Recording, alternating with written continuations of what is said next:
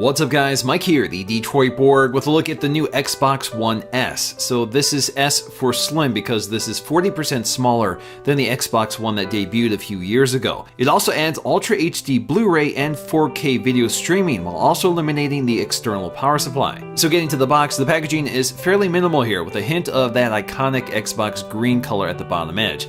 Now this is the 2TB launch day version, which I picked up for $3.99 on Amazon, but a cheaper 500 gig version will be available later for $2.99. Along the side you'll see what's included in the box, and on the back we'll actually find some artwork highlighting some of the famous Xbox franchises, including Forza, my personal favorite right now. So slicing the tabs at the top of the box, we can go ahead and pop open the lid, and the first thing we'll see here is a bright green Xbox setup pamphlet. It's fairly basic but does explain how to install the included vertical stand, which we'll show you how to do a bit later. So getting to the accessories first, let's start with the flat box containing the paperwork and the vertical stand.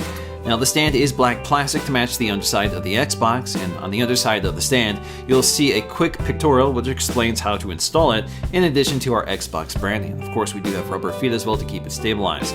The paperwork is very simple here, just a regulatory and warranty guide, as well as a pamphlet promoting the Elite controller and a code you can redeem for a 14-day free trial period for Xbox Live. Next up we have a long skinny box for the accessories. First up we have a high-speed HDMI cable which can handle 4K. And one of the most welcome changes here is the elimination of the external power supply. So all we get now is a simple, standard, universal power cord. We also get a single Xbox One S controller, which adds Bluetooth for the first time, which doubles the range to 40 feet and can connect with other devices such as your PC. The controller has also been tweaked in a few areas, such as adding a 3.5mm headphone jack, so you can use your own headphones while also retaining the proprietary connector for existing accessories. The front of the controller has also been tweaked with a new, more flush design, while most of the buttons and joysticks are largely the same, with some tweaked graphics. The shoulder buttons get the most attention here with a thinner design and improved switches that generally feel a little more solid and responsive. They've also added a texture to the surfaces on the back of the controller so it's much easier to grip. Once again, we have a removable cover for the AA battery compartment, and they do include a set of Duracells. The power button is mostly the same and it still lights up in white. And last but not least, let's go and slide the console out of the box, which is padded on either side with these foam blocks. Of course, it's also wrapped in lots of styrofoam plastic. Once we peel this off, we can take a close look around at the hardware. Now, for the most part, I really like this new design. It's much more simplified with fewer parts and finishes and just looks a lot more contemporary with a more unified design throughout. This is probably the version they should have launched initially instead of looking like a 1980s VCR.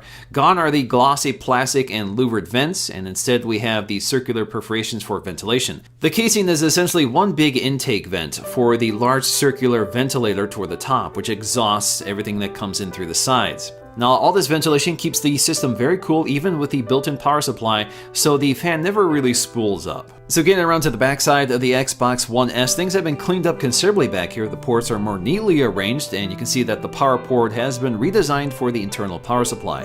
They've also cut out the kinnect sensor.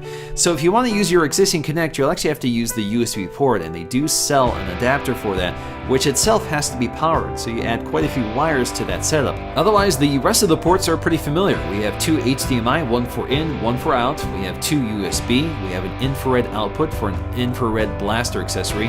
We do have optical audio output in addition to an Ethernet jack. We also get a Kensington lock once again, so if you want to secure your Xbox so it doesn't walk away, you have that accessory available. We'll also find a tamper-evident seal, so if you crack into your Xbox, you might lose your warranty coverage. On the front side, we now have physical buttons for power and eject instead of the finicky capacitive buttons from the previous generation. The third USB port has also been relocated from the side to the front, which makes it far more convenient to use, especially in a tight entertainment cabinet. Another new feature is an integrated IR blaster on the front, which is designed to replace your remote controller so you can control your home theater from within the Xbox experience. Incidentally, on the bottom side of the Xbox, we'll find our model number and a little greeting from Seattle, where the Xbox team is based. Now, getting to that vertical stand, it only works on one side of the Xbox, and you'll find two slots on the underside edge. They line up with the pins on the stand itself and snap in very securely. Once on its side, the black and white color scheme really stands out here, and I think it looks really sharp in this orientation. Now, putting up the console, we can go ahead and get it set up for the first time. Now, if you bought one of these on launch day, you will notice that you'll have to run a fairly significant update here, and that becomes immediately clear when you see the splash screen, which shows us the older hardware. but once it runs through the update, you'll get an updated splash screen for the newer hardware. So when it comes to performance, even though we have the same internal hardware, there is a slight gain here, about 7%. It's pretty much imperceptible.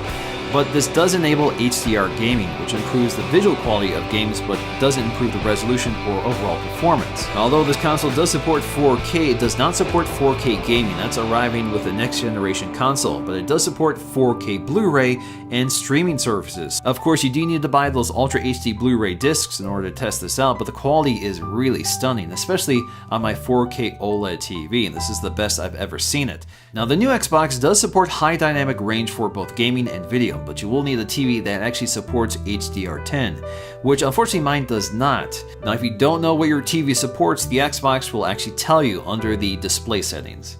So when it comes to the software experience, both the Xbox One and One S were recently updated with some new features, but the experience is the same on both. The biggest new feature is Cortana. So with Cortana, you do need a microphone, and currently with the Xbox One S without Kinnect, you'll have to use a headset in order to use Cortana. Now ultimately, the Xbox One S definitely isn't an essential purchase for anybody who already has an Xbox One. Now of course, if you have a 4K TV, I think this is definitely worth considering, especially since it gives you access to an Ultra HD Blu-ray player, which itself is usually around $200 to $300. And of course, if you're a fan of the Kinnect sensor, you probably are going to want to skip this.